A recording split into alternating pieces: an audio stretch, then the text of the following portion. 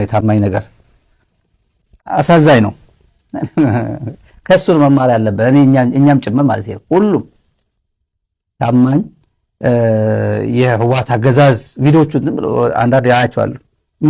ምን ነክቶት ነበር እላለሁ። ዝም ብዬ አሁን ሆኜ ሳየው ምን ነክቶት ነበር? አንደኛ ቅርብ ነው ለትግራይ ይመስለኛል።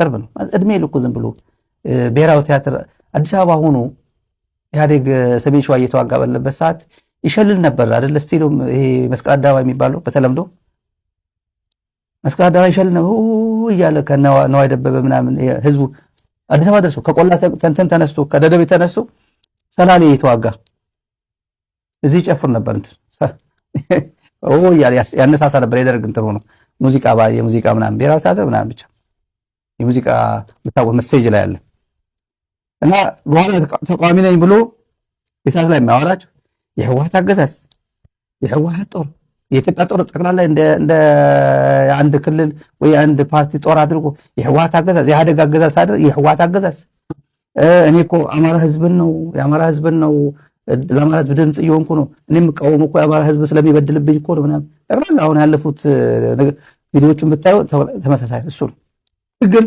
እኔ አማራን ወክዬ ነው ለአማራ ህዝብ አይነት ስሜት ነበር ሲያስተጋባይ ነበር። እና አሁን ሳይሞት ኑዛዜ አሰማ።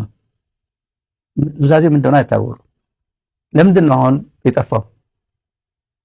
አማራ ህዝብ አሁን እየሞተ አይደለም? የት አካባቢ ነው ትውልዱ? ጎንደር ጦርነት የለም?